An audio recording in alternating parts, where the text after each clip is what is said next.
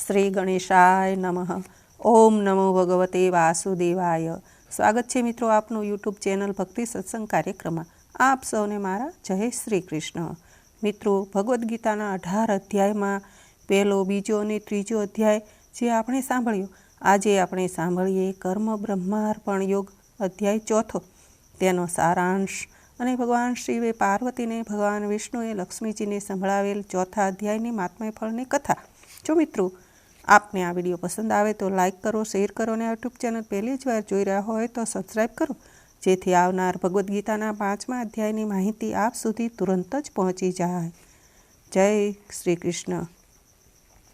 યદા યદા હિ ધર્મસ્ય ગ્લાનિર્ભવતિ ભારત અભ્યુત્થાનમધર્મસ્ય તદાત્માનં સૃજામ્યહં પરિત્રાણાય સાધૂનાં વિનાશાય ચ દુષ્કૃતામ ધર્મ સંસ્થાપનાર્થાય સંભવામી યુગે યુગે.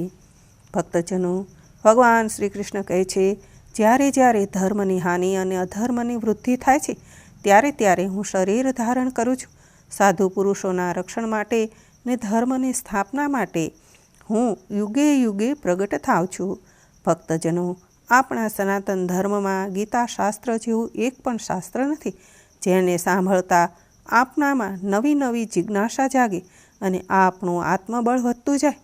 ભગવાન શ્રી કૃષ્ણ અર્જુનને નહીં પરંતુ આપણને ગીતા જ્ઞાન આપતા હોય તેવી અનુભૂતિ થાય. તો મિત્રો, સાંભળીએ કર્મ બ્રહ્માર્પણ યોગ અધ્યાય ચોથાનો સારાંશ. ભગવાન શ્રી કૃષ્ણે અર્જુનને કહ્યું, મેં સૂર્યને કર્મ બ્રહ્માર્પણ યોગ કહ્યો. આવું જાણતા અર્જુન તે બાબત શંકા વ્યક્ત કરે છે. આથી શ્રી કૃષ્ણ કહે છે કે મારા અને તારા અનેક જન્મો થઈ ગયા છે. તે બધી વિગત હું જાણું છું, પણ આ બાબત તું નથી જાણતો. આમ તો ઈશ્વર અજન્મા કહેવાય છે, પરંતુ પોતાની માયા વડે તે અવતાર ધારણ કરે છે. ઈશ્વરને શરણે જાય છે તે મનુષ્ય, ઈશ્વર તેમને ફળ આપે છે. ઈશ્વરને કર્મો સ્પર્શી શકતા નથી. જ્ઞાનરૂપી અગ્નિ સર્કર્મોને બાળી નાખે છે. આ સંસારમાં જ્ઞાન એ પવિત્ર છે. આથી જ્ઞાન મેળવીને મનુષ્ય આત્મામાં એકાગ્ર થઈ એકાકાર થઈ જાય છે. આમ શ્રી કૃષ્ણ ભગવાને ચોથા અધ્યાયમાં મનુષ્યની અવસ્થા ભેદથી કર્મયોગ અને જ્ઞાનયોગ સંબંધમાં વાત કહી. આખરે કર્મયોગને આચરણમાં મૂકવા કહ્યું. છેવટે અજ્ઞાનથી ઉત્પન્ન થયેલ સંશયોને જ્ઞાનરૂપી તલવારથી છેદીને અર્જુનને યુદ્ધ કરવા જણાવ્યું. ચાલો મિત્રો, સાંભળીએ ચોથો અધ્યાય કર્મ બ્રહ્માર્પણ યોગ. ઇમં વિવસ્વતે યોગમ પ્રોક્તવાન વ્યમ વિવસ્વાન મનવે પ્રાહ મનુરીશ્વા કે અબ્રવીત. શ્રી કૃષ્ણે કહ્યું, આ યોગ મેં સૂર્યને કહ્યો. સૂર્યે તેના પુત્ર વૈવસ્વત મનુને કહ્યો અને મનુએ તેના પુત્ર ઈક્ષ્વાકુને કહ્યો હતો. આમ પરંપરાથી પ્રાપ્ત થયેલા આ યોગને રાજર્ષિઓ જાણતા, પણ કાળ બળે આ યોગ આ લોકમાંથી નાશ પામ્યો. તું મારો ભક્ત અને મિત્ર હોવાથી આ ઉત્તમ રહસ્યવાળો યોગ મેં તને કહ્યો. અર્જુને પૂછ્યું, આપનો જન્મ તો હમણાં થયો, જ્યારે સૂર્યનો જન્મ તો ઘણા સમય પહેલાં થયો હતો. તો પછી આપે આ યોગ સૂર્યને કહ્યો હતો, એ બાબત હું સી રીતે માનું? શ્રી કૃષ્ણ ભગવાને જણાવ્યું, આજ સુધી મારા અને તારા અનેક જન્મો થઈ ગયા છે. તે બધાની મને ખબર છે, પણ તું નથી જાણતો. હું જન્મ વિનાનો, વિકાર વિનાનો ને સર્વેશ્વર છું. તેમ છતાં મારી માયા વડે જન્મ લઉં છું. હે અર્જુન, જ્યારે જ્યારે ધર્મની હાનિ અને અધર્મની વૃદ્ધિ થાય છે, ત્યારે ત્યારે હું શરીર ધારણ કરું છું. સાધુ પુરુષોના રક્ષણ માટે, દુષ્ટોના નાશ માટે ને ધર્મની સ્થાપના માટે હું યુગે યુગે પ્રગટ થાઉં છું. હે અર્જુન, મારા દિવ્ય જન્મ ને કર્મના રહસ્યને જે મનુષ્ય સમજે છે તે મૃત્યુ બાદ પુનર્જન્મ પામતો નથી. તેને મોક્ષની પ્રાપ્તિ થાય છે. ઘણા મનુષ્યો રાગ, ભય ને ક્રોધનો ત્યાગ કરી અનન્ય ભાવથી મારો આશ્રય લઈ જ્ઞાન અને તપથી પવિત્ર થઈ મારામાં મળી ગયા છે. જે સકામ કે નિષ્કામ ભાવથી મારું ભજન કરે છે તેને તેવા ભાવથી હું ભજું છું. મારા વર્તનનું તે પ્રકારે મનુષ્યો અનુસરણ કરે છે. આ લોકમાં કર્મના ફળની ઈચ્છાવાળા ઇન્દ્રાદિ દેવોની પૂજા કરે છે, કારણ કે આ લોકમાં કર્મની સિદ્ધિ તરત જ પ્રાપ્ત થાય છે. જ્યારે જ્ઞાન જે મોક્ષ માટે છે તે તો મુશ્કેલીએ પ્રાપ્ત થાય છે. ગુણ અને કર્મ કર્યા પ્રમાણે બ્રાહ્મણ, ક્ષત્રિય, વૈશ્ય અને શૂદ્ર એમ 4 વર્ણોની રચના કરી છે. આ બધાનો કરતા હોવા છતાં હું અકર્તા છું. નિરઅહંકારી હોવાથી કર્મ મને લેપતા નથી. નિષ્કામ હોવાથી મારી કર્મોમાં ઈચ્છા થતી નથી. આવી રીતે જે મને જાણે છે તે કર્મ બંધનમાં પડતો નથી. અગાઉ જનક આદિ મુમુક્ષુએ જે રીતે કર્મ કર્યા હતા તે મુજબ તું કર્મ કર. કર્મ અને અકર્મ વિશે નિર્ણય કરવામાં મોટા મોટા વિદ્વાનો પણ મૂંઝાઈ ગયા છે. તે કર્મ વિશે તને કહીશ. જે જાણ્યા પછી સંસારમાંથી તારી મુક્તિ થશે. કર્મ, અકર્મ અને વિકર્મનું રહસ્ય જાણવાની જરૂર છે, કેમ કે તેની ગતિ ગહન છે. જે મનુષ્ય ફળની આશા વગર કર્મો કરે છે અને જ્ઞાનરૂપ અગ્નિથી જેના કર્મો બળી ગયા છે તેને વિદ્વાનો પંડિત કહે છે. જે કર્મને કર્મફળમાં ઈચ્છા નથી કરતો, નિજાનંદમાં તૃપ્ત રહે છે, કોઈનો આશ્રય લેતો નથી, જે બધી આશાઓને ત્યાગી અંતઃકરણને, શરીરને વશમાં રાખી બધું છોડી શરીરના નિર્વાહ માટે કર્મ કરે છે તેને પાપ સ્પર્શી શકતું નથી. જે લાભથી સંતોષ માને, ઠંડી, ગરમી, સુખ, દુઃખ, હાનિ, લાભ સરખા જોઈએ, દ્વેષ ભાવ ન રાખે, સિદ્ધિ અસિદ્ધિમાં સમબુદ્ધિ રાખે, તે કર્મ કરે છતાં કર્મ બંધનમાં પડતો નથી.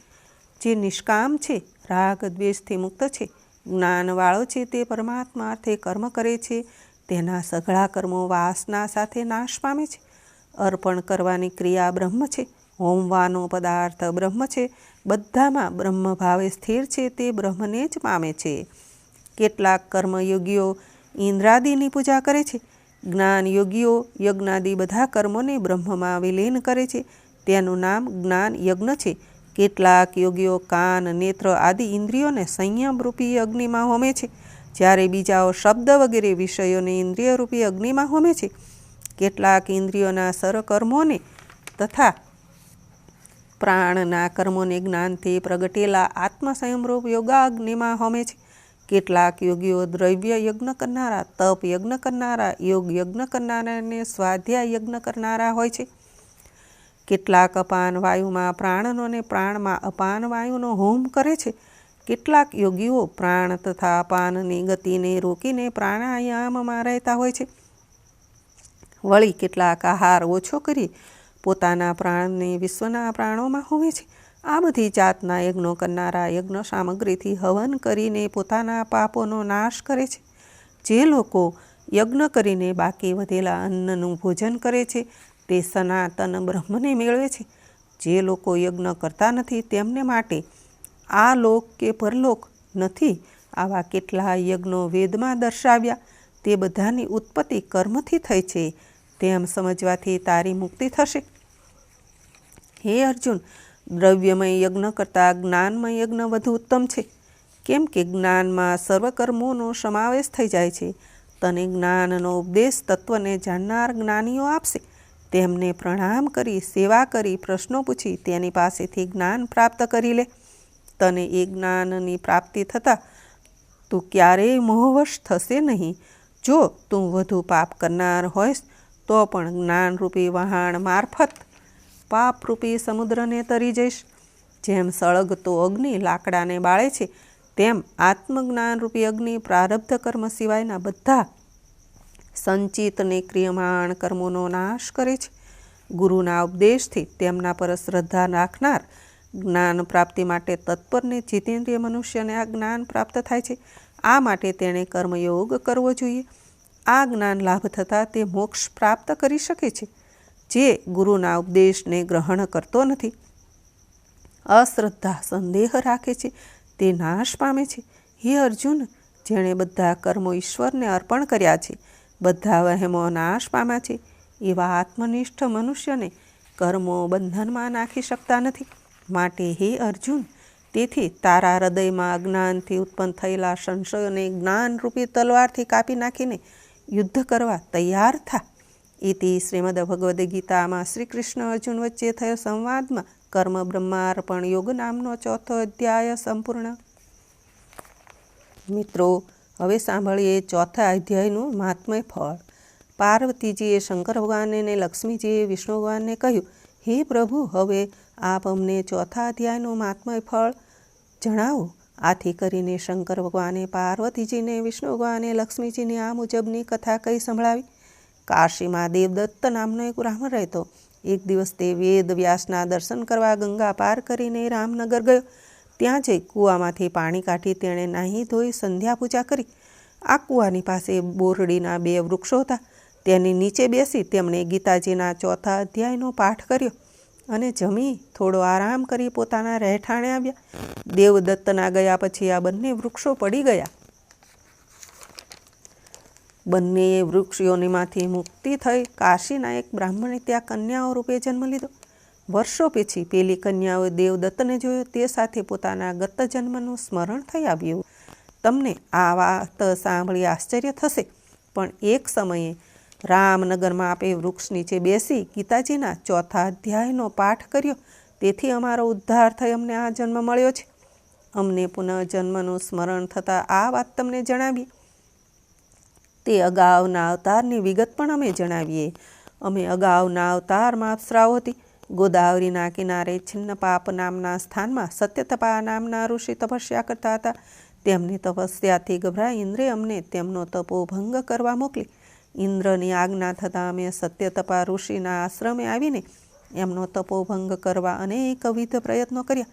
તપસ્વી ધ્યાન ભંગ થતાં ગુસ્સાથી તેમણે અમને બોરડીના વૃક્ષ થવાનો શાપ આપ્યો. આથી અમો ગભરાઈ જઈ ઋષિને કરગરવા લાગી અને સાચું કારણ દર્શાવ્યું. ઋષિને દયા આવીને તેમણે અમને કહેલ કે તમો ગીતાજીનો ચોથો અધ્યાય સાંભળશો એટલે તમારો ઉદ્ધાર થશે. આ બંને કન્યાઓ હંમેશા ચોથો અધ્યાયનો પાઠ કરવાથી મૃત્યુ પછી સ્વર્ગમાં ગઈ. આ જ રીતે દેવદત્ત મૃત્યુ પામતા વૈકુંઠ લોકને પામ્યો. ઓમ નમો ભગવતે વાસુદેવાય. મિત્રો, આપણે ચોથો અધ્યાય સાંભળ્યો અને આવનાર વિડીયોમાં ભગવદ્ ગીતાના કર્મ સંન્યાસ યોગ નામનો 5મો અધ્યાય સાંભળીશું. ત્યાં સુધી આપ સૌને મારા જય શ્રી કૃષ્ણ. દોસ્તો, આપને આ વિડીયો ગમ્યો હોય તો લાઈક, શેર અને સબસ્ક્રાઈબ કરો. ધન્યવાદ. બોલો સનાતન ધર્મની જય. ભગવદ્